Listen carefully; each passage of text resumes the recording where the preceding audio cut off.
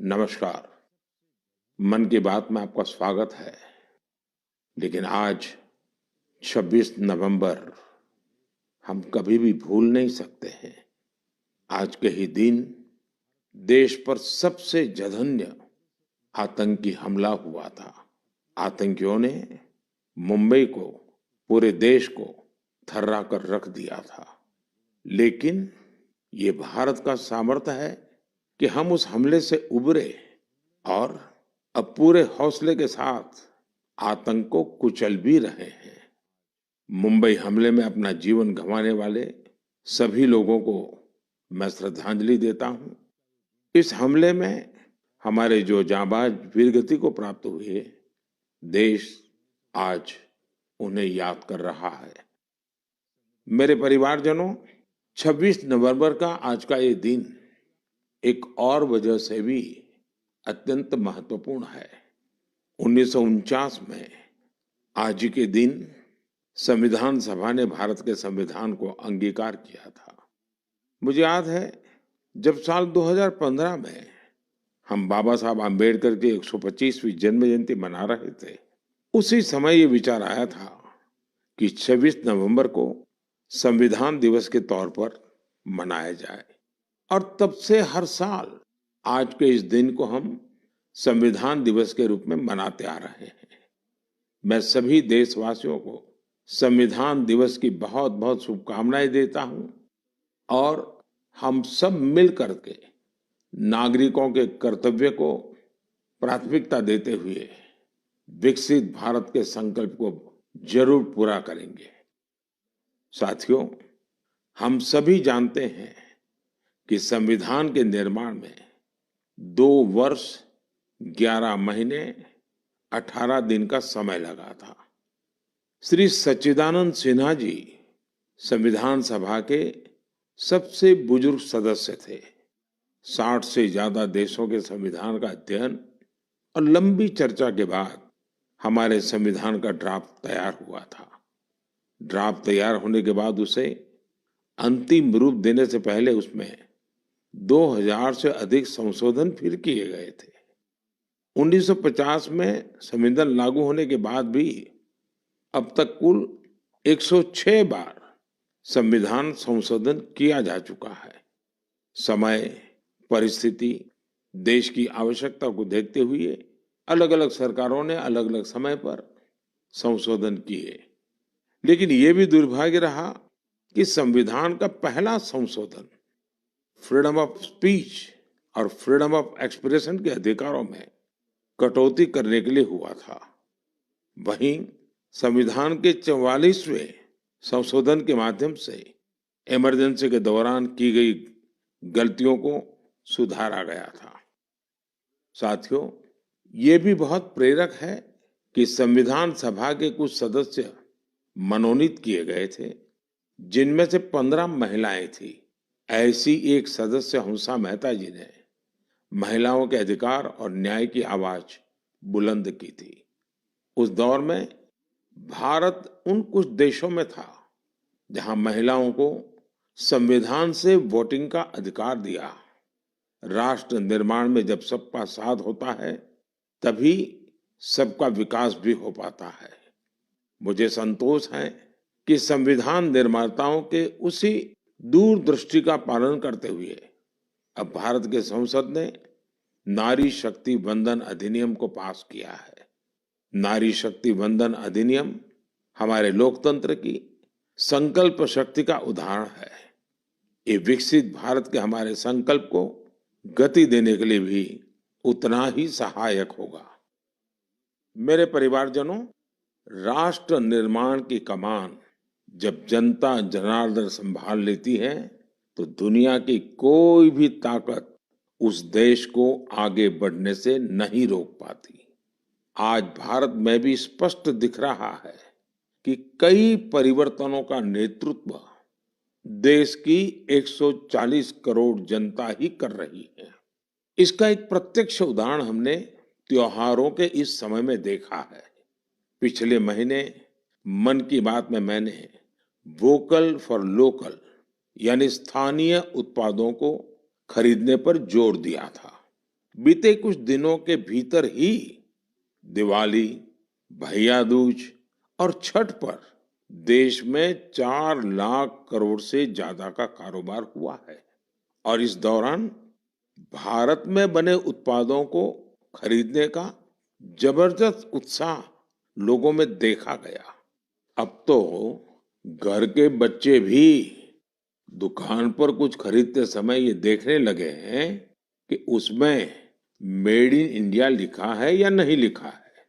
इतना ही नहीं, ऑनलाइन सामान खरीदते समय अब लोग कंट्री ऑफ ओरिजिन इसे भी देखना नहीं भूलते हैं। साथियों, जैसे स्वच्छ भारत अभियान की सफलता ही उसकी प्रेरणा बन रही है, वैसे ही वोकल फॉर लोकल की सफलता विकसित भारत, समृद्ध भारत के द्वार खोल रही है। वोकल फॉर लोकल का ये अभियान पूरे देश की अर्थव्यवस्था को मजबूती देता है। वोकल फॉर लोकल अभियान रोजगार की गारंटी है, ये विकास की गारंटी है, ये देश के संतुलित विकास की गारंटी है। इससे शहरी और ग्रामीण दोनों को समान अवसर मिलते हैं।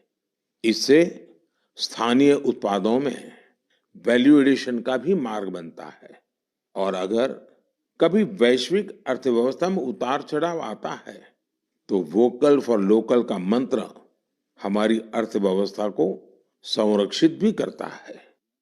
साथियों, भारतीय उत्पादों के प्रति ये भावना केवल त्योहारों तक सीमित नहीं रहनी चाहिए। अभी शादियों का मौसम भी शुरू हो चुका है।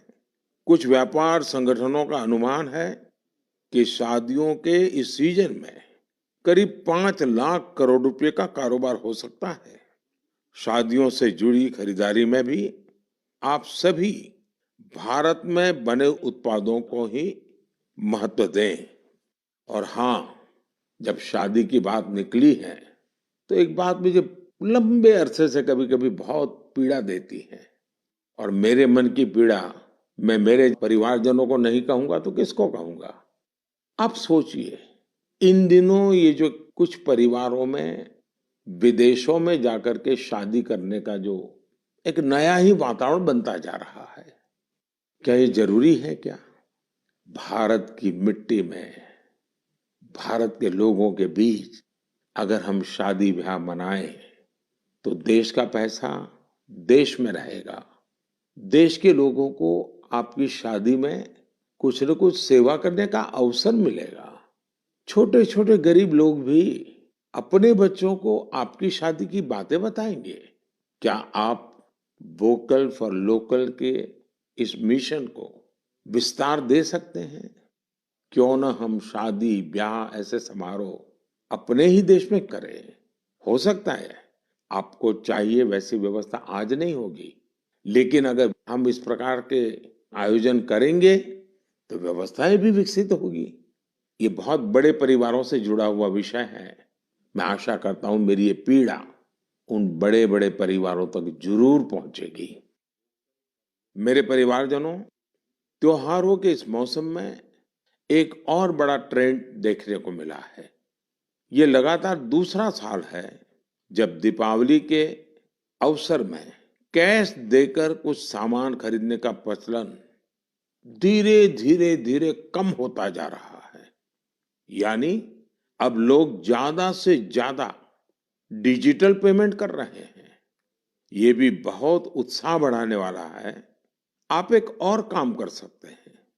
आप तय करिए कि 1 महीने तक आप यूपीआई से या किसी डिजिटल माध्यम से ही पेमेंट करेंगे, कैश पेमेंट नहीं करेंगे। भारत में डिजिटल क्रांति की सफलता ने इसे बिल्कुल संभव बना दिया है। और जब 1 महीना हो जाए तो आप मुझे अपने अनुभव, अपनी फोटो जरूर शेयर करिएगा।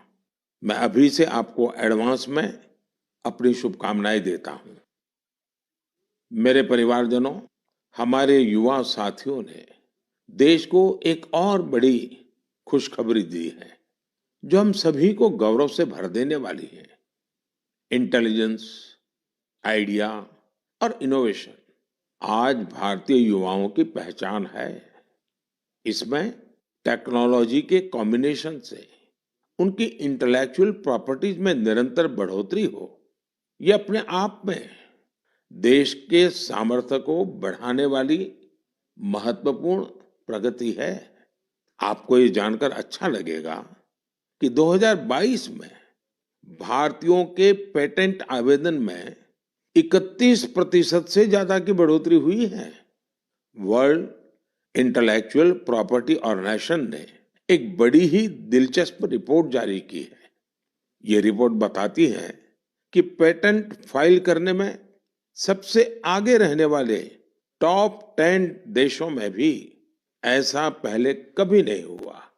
इस शानदार उपलब्धि के लिए मैं अपने युवा साथियों को बहुत बहुत बधाई देता हूं। मैं अपने युवा मित्रों को विश्वास दिलाना चाहता हूं कि देश हर कदम पर आपके साथ है। सरकार ने जो प्रशासनिक और कानूनी सुधार किए हैं, उसके बाद आज हमारे युवा एक नई ऊर्जा के साथ बड़े पैमाने पर इनोवेशन के काम में जुटे हैं।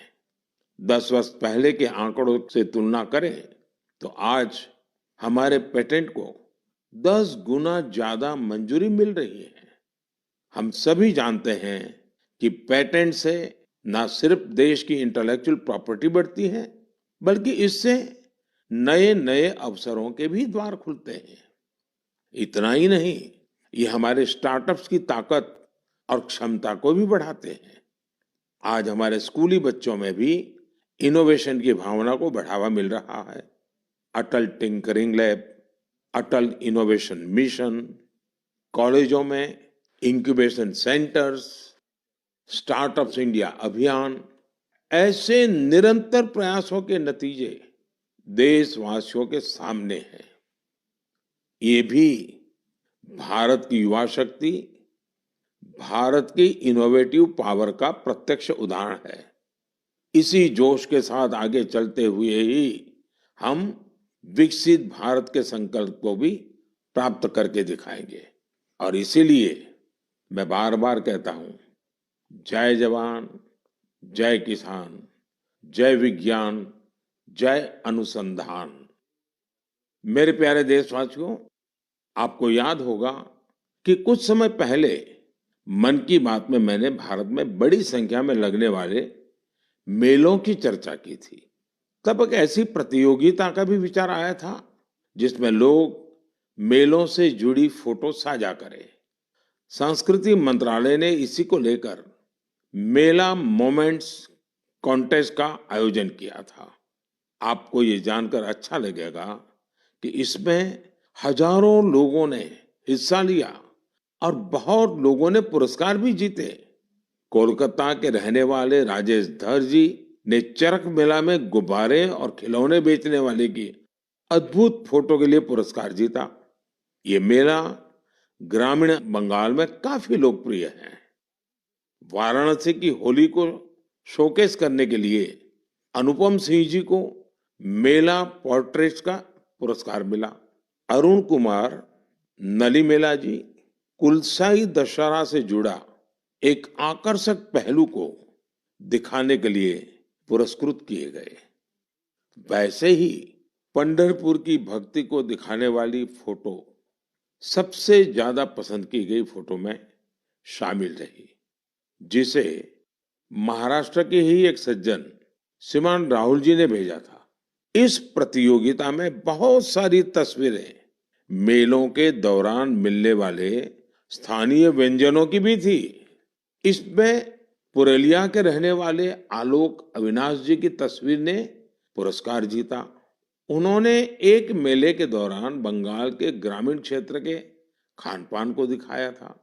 प्रणब बसाक जी की वो तस्वीर भी पुरस्कृत हुई जिसमें भगोरिया महोत्सव के दौरान महिलाएं कुल्फी का आनंद ले रही हैं। रुमेला जी ने छत्तीसगढ़ के जगदलपुर में एक गांव के मेले में भजिया का स्वाद लेती महिलाओं की फोटो भेजी थी। इसे भी पुरस्कृत किया गया।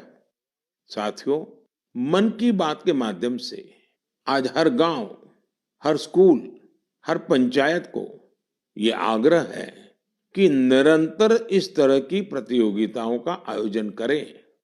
आजकल तो सोशल मीडिया की इतनी ताकत है, टेक्नोलॉजी और मोबाइल घर घर पहुंचे हुए हैं। आपके लोकल पर्व हो या प्रोडक्ट, उन्हें आप ऐसा करके भी ग्लोबल बना सकते हैं। साथियों, गांव-गांव में लगने वाले मेलों की तरह ही हमारे यहाँ विभिन्न नृत्यों की भी अपनी ही विरासत है। झारखंड, उड़ीसा और बंगाल के जनजातीय इलाकों में एक बहुत प्रसिद्ध नृत्य है, जिसे छऊ के नाम से बुलाते हैं। 15 से 17 नवंबर तक एक भारत श्रेष्ठ भारत की भावना के साथ श्रीनगर में छऊ पर्व का आयोजन किया गया।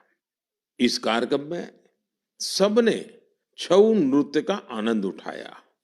श्रीनगर के नौजवानों को छऊ नृत्य की ट्रेनिंग देने के लिए एक वर्कशॉप का भी आयोजन हुआ।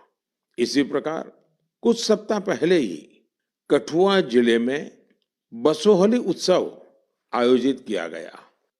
ये जगह जम्मू से 150 किलोमीटर दूर है। इस उत्सव में स्थानीय कला, लोक नृत्य और पारंपरिक रामलीला का आयोजन हुआ। साथियों, भारतीय संस्कृति की सुंदरता को सऊदी अरब में भी महसूस किया गया। इसी महीने सऊदी अरब में संस्कृत उत्सव नाम का एक आयोजन हुआ। यह अपने आप में बहुत अनूठा था, क्योंकि ये पूरा कार्यक्रम ही संस्कृत में था। संवाद, संगीत, नृत्य, सब कुछ संस्कृत में। इसमें वहां के स्थानीय लोगों की भागीदारी भी देखी गई। मेरे परिवारजनों, स्वच्छ भारत अब तो पूरे देश का प्रिय विषय बन गया है। मेरा तो प्रिय विषय है ही है, और जैसे ही मुझे इससे जुड़ी कोई खबर मिलती है, मेरा मन उस तरफ चला ही जाता है। कर लोगों की सोच बदलती है। ये पहल आज राष्ट्रीय भावना का प्रतीक बन चुकी है, जिसने करोड़ों देशवासियों के जीवन को बेहतर बनाया है। इस अभियान ने अलग अलग क्षेत्र के लोगों, विशेषकर युवाओं को सामूहिक भागीदारी के लिए भी प्रेरित किया है। ऐसा ही एक सराहनीय प्रयास सूरत में देखने को मिला है। युवाओं की एक टीम ने यहाँ प्रोजेक्ट सूरत, इसकी शुरुआत की है। इसका लक्ष्य सूरत को एक ऐसा मॉडल शहर बनाना है जो सफाई और सस्टेनेबल डेवलपमेंट की बेहतरीन मिसाल बने।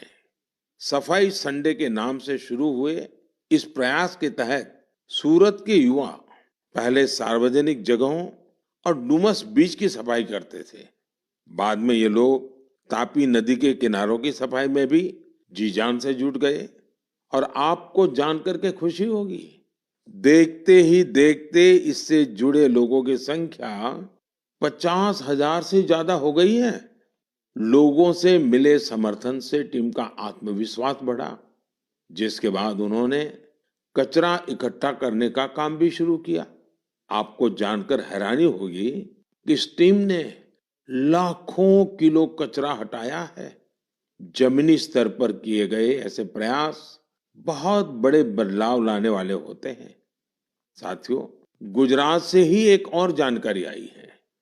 कुछ सप्ताह पहले वहां अंबाजी में भादरवी पूनम मेले का आयोजन किया गया था। इस मेले में 50 लाख से ज्यादा लोग आए। ये मेला प्रतिवर्ष होता है। इसकी सबसे खास बात ये रही कि मेले में आए लोगों ने गब्बर हिल के एक बड़े हिस्से में सफाई अभियान चलाया। मंदिरों के आसपास के पूरे क्षेत्र को स्वच्छ रखने का यह अभियान बहुत प्रेरणादायी है। साथियों, मैं हमेशा कहता हूं कि स्वच्छता कोई एक दिन या एक सप्ताह का अभियान नहीं है, बल्कि ये तो जीवन में उतारने वाला काम है। हम अपने आसपास ऐसे लोग देखते भी हैं जिन्होंने अपना पूरा जीवन स्वच्छता से जुड़े विषयों पर ही लगा दिया। तमिलनाडु के कोयम्बटूर में रहने वाले लोगानाथन जी भी बेमिसाल है। बचपन में गरीब बच्चों के फटे कपड़ों को देखकर वे अक्सर परेशान हो जाते थे। इसके बाद उन्होंने ऐसे बच्चों की मदद का प्रण लिया और अपनी कमाई का एक हिस्सा इन्हें दान देना शुरू कर दिया। जब पैसे की कमी पड़ी तो लोगानाथन जी ने टॉयलेट तक साफ किए ताकि जरूरतमंद बच्चों की मदद हो सके। वे पिछले 25 सालों से पूरी तरह समर्पित भाव से अपने इस काम में जुटे हैं और अब तक 1500 से अधिक बच्चों की मदद कर चुके हैं। मैं एक बार फिर ऐसे प्रयासों की सराहना करता हूं। देश भर में हो रहे इस तरह के अनेकों प्रयास न सिर्फ हमें प्रेरणा देते हैं बल्कि कुछ नया कर गुजरने की इच्छा शक्ति भी जगाते हैं। मेरे परिवारजनों, 21वीं सदी की बहुत बड़ी चुनौतियों में से एक है जल सुरक्षा। जल का संरक्षण करना जीवन को बचाने से कम नहीं है। जब हम सामूहिकता की इस भावना से कोई काम करते हैं तो सफलता भी मिलती है। इसका एक उदाहरण देश के हर जिले में बन रहे अमृत सरोवर भी है। अमृत महोत्सव के दौरान भारत ने जो 65,000 से ज्यादा अमृत सरोवर बनाए हैं वो आने वाली पीढ़ियों को लाभ देंगे। अब हमारा ये भी दायित्व है कि जहां जहां अमृत सरोवर बने हैं उनकी निरंतर देखभाल हो, वो जल संरक्षण के प्रमुख स्रोत बने रहें। साथियों, जल संरक्षण की ऐसी ही चर्चाओं के बीच मुझे गुजरात के अमरेली में हुए जल उत्सव का भी पता चला। गुजरात में 12 मास बहने वाली नदियों का भी अभाव है, इसलिए लोगों को ज्यादातर बारिश के पानी पर ही निर्भर रहना पड़ता है। पिछले 20-25 साल में सरकार और सामाजिक संगठनों के प्रयास के बाद वहां की स्थिति में बदलाव जरूर आया है और इसलिए वहां जल उत्सव की बड़ी भूमिका है। अमरेली में हुए जल उत्सव के दौरान जल संरक्षण और झीलों के संरक्षण को लेकर लोगों में जागरूकता बढ़ाई गई। इसमें वाटर स्पोर्ट्स को भी बढ़ावा दिया गया। वाटर सिक्योरिटी के जानकारों के साथ मंथन भी किया गया। कार्यक्रम में शामिल लोगों को तिरंगे वाला वाटर फाउंटेन बहुत पसंद आया। इस जल उत्सव का आयोजन सूरत के डायमंड बिजनेस में नाम कमाने वाले सब्जीभाई धोड़किया के फाउंडेशन ने किया। मैं इसमें शामिल प्रत्येक व्यक्ति को बधाई देता हूं। जल संरक्षण के लिए ऐसे ही काम करने की शुभकामनाएं देता हूं। मेरे परिवारजनों, आज दुनिया भर में स्किल डेवलपमेंट के महत्व को स्वीकार्यता मिल रही है। जब हम किसी को कोई स्किल सिखाते हैं तो उसे सिर्फ हुनर ही नहीं देते बल्कि उसे आय का एक जरिया भी देते हैं। और जब मुझे पता चला कि एक संस्था पिछले 4 दशक से स्किल डेवलपमेंट के काम में जुटी है तो मुझे और भी अच्छा लगा। ये संस्था आंध्र प्रदेश के श्रीकाकुलम में है और इसका नाम बेल्जीपुरम यूथ क्लब है। स्किल डेवलपमेंट पर फोकस कर बेल्जीपुरम यूथ क्लब ने करीब 7,000 महिलाओं को सशक्त बनाया है। इनमें से अधिकांश महिलाएं आज अपने दम पर अपना कुछ काम कर रही है। इस संस्था ने बाल मजदूरी करने वाले बच्चों को भी कोई ना कोई हुनर सिखाकर उन्हें उस दुष्चक्र से बाहर निकालने में मदद की है। बेल्जीपुरम यूथ क्लब की टीम ने किसान उत्पाद संघ यानी एफपीओ से जुड़े किसानों को भी नई स्किल सिखाई, जिससे बड़ी संख्या में किसान सशक्त हुए हैं। स्वच्छता को लेकर भी यह यूथ क्लब गांव-गांव में जागरूकता फैला रहा है। इसने अनेक शौचालयों का निर्माण की भी मदद की है। मैं स्किल डेवलपमेंट के लिए इस संस्था से जुड़े सभी लोगों को बहुत बहुत बधाई देता हूं, उनकी सराहना करता हूं। आज देश के गांव-गांव में स्किल डेवलपमेंट के लिए ऐसे ही सामूहिक प्रयासों की आवश्यकता है। साथियों, जब किसी एक लक्ष्य के लिए सामूहिक प्रयास होता है तो सफलता की ऊंचाई भी और ज्यादा हो जाती है। मैं आप सभी से लद्दाख का एक प्रेरक उदाहरण साझा करना चाहता हूं। आपने पश्मीना शॉल के बारे में तो जरूर सुना होगा। पिछले कुछ समय से लद्दाखी पश्मीना की भी बहुत चर्चा हो रही है। लद्दाखी पश्मीना लुम्स ऑफ लद्दाख के नाम से दुनिया भर के बाजारों में पहुंच रहा है। आप ये जानकर हैरान रह जाएंगे कि इसे तैयार करने में 15 गांवों की 450 से अधिक महिलाएं शामिल हैं। पहले वे अपने उत्पाद वहां आने वाले पर्यटकों को ही बेचती थी, लेकिन अब डिजिटल भारत के इस दौर में उनकी बनाई चीजें देश दुनिया के अलग अलग बाजारों में पहुंचने लगी हैं। यानी हमारा लोकल अब ग्लोबल हो रहा है और इससे इन महिलाओं की कमाई भी बढ़ी है। साथियों, नारी शक्ति की ऐसी सफलताएं देश के कोने कोने में मौजूद है। जरूरत ऐसी बातों को ज्यादा से ज्यादा सामने लाने की है और ये बताने के लिए मन की बात से बेहतर और क्या होगा। तो आप भी ऐसे उदाहरणों को मेरे साथ ज्यादा से ज्यादा शेयर करें। मैं भी पूरा प्रयास करूंगा कि उन्हें आपके बीच ला सकूं। मेरे परिवारजनों, मन की बात में हम ऐसे सामूहिक प्रयासों की चर्चा करते रहे हैं जिनसे समाज में बड़े बड़े बदलाव आए हैं।